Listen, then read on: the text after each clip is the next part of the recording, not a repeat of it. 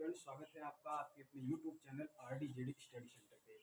जैसा कि आज सभी लोग जान रहे हैं, हम लोग अध्ययन करेंगे उतक का। पहले ये जानेंगे उतक है क्या। तो उतक की जब भी बात करेंगे, उतक जो होता है कोशिकाओं का बना हुआ एक समूह होता है। अर्थात मैं सामान्य भाषाओं में कह सकता हूँ समान प्रकार से कार्य करने वाली कोशिकाओं के समूह को उतक कहते हैं। अगर उतक को इंग्लिश में कहेंगे तो टिश्यू कहेंगे। अगर उतक के अध्ययन की बात करेंगे तो हिस्टोलॉजी कहते हैं। उतक के अध्ययन को क्या कहेंगे? हिस्टोलॉजी कहेंगे। अगर उतक है क्या तो आप बताएंगे समान प्रकार से कार्य करने वाले कोशिकाओं के समूह को उतक कहते हैं। उतक के मुख्यतः प्रकार की बात करेंगे, उतक मुख्यतः 4 प्रकार होता है। पहले उतक की बात करेंगे तो पेशीय उतक होगा, इंग्लिश में कहेंगे मस्कुलर टिश्यू। पेशीय उतक अर्थात मस्कुलर टिश्यू।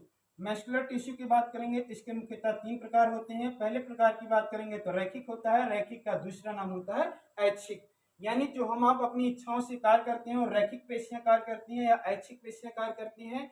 जैसे दौड़ना, चलना, कूदना, ये सारे जो होते हैं ऐच्छिक पेशियां होती हैं। इसमें महत्वपूर्ण शब्द लैक्टिक अम्ल ध्यान रखना है। जब भी हम किसी कार्य को करते हैं तो मेरे जोड़ों में दर्द होने लगता है, वो दर्द होने का मुख्य कारण क्या होता है? लैक्टिक अम्ल। अर्थात जोड़ों में लैक्टिक अम्ल जम जाने के कारण क्या होने लगते हैं? दर्द होने लगते हैं। तो पहला मैंने आपको रैखिक बताया, रैखिक का दूसरा नाम क्या होगा? ऐच्छिक। दूसरा मैंने आपको अरैखिक बताया, अरैखिक का अनैच्छिक होगा। अरैखिक का दूसरा नाम क्या होगा? अनैच्छिक। अनैच्छिक में ध्यान रखना जो आपकी इच्छा से कार्य नहीं करते हैं, जैसे सांस का रुकना या सांस लेना, पोषण, पाचन, उत्सर्जन, हृदय का धड़कना। अब बताओ, अगर हृदय की धड़कन रुक जाए तो क्या हो जाएगी? निपट जाओगे। इसलिए ध्यान रखना अरैखिक या अनैच्छिक में मैंने आपसे कहा है कि जो आपकी इच्छा से कार्य नहीं करते हैं। अगला हृदयक है। हृदयक अनैच्छिक के भाग होते हैं। हृदय जो होते हैं वो अनैच्छिक के भाग होते हैं जो आपकी इच्छा से कार्य नहीं करते हैं। ये लगातार चलामान रहते हैं, गतिमान रहते हैं। ये मुख्यतः आपके 3 भाग थे पेशीय उतक के। अगले उतक की बात करेंगे तो तंत्रिका उतक है, इंग्लिश में कहेंगे neuron tissue. Neuron tissue, neuron tissue की जब भी बात करेंगे तो मुख्यतः इसका बना ब्रेन होता है। और जब भी ब्रेन की बात करेंगे तो ब्रेन का निर्माण मुख्यतः 2 प्रकार की सेलों से हुआ है।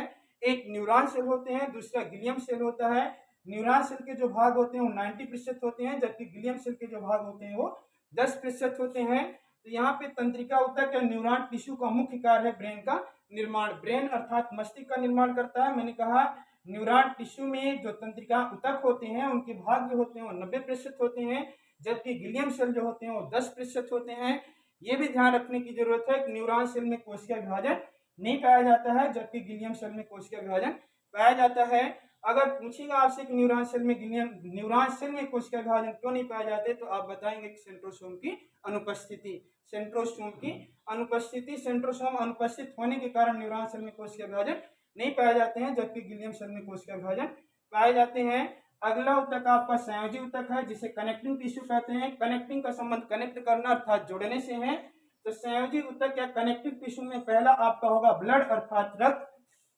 ये संपूर्ण बॉडी को जोड़ने का कार्य करता है। तो मैंने आपसे कहा कनेक्टिंग टिश्यू अर्थात संयोजी उतक के पहले भाग होंगे ब्लड, जिसे आप क्या कहते थे? रक्त। अगला होगा लिम्फ। लिम्फ को कहते हैं हिंदी में लसिका, जो कि रक्त के भाग होते हैं। ये संपूर्ण बॉडी में गतिमान रहते हैं, यानी पूरी बॉडी को कनेक्ट करने का कार्य करते हैं। जबकि तीसरा आपका बोन है।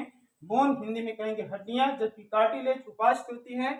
ये ध्यान रखना आपकी हड्डी के जितने कठोर भाग होते हैं वो बोन या हड्डियों में आते हैं।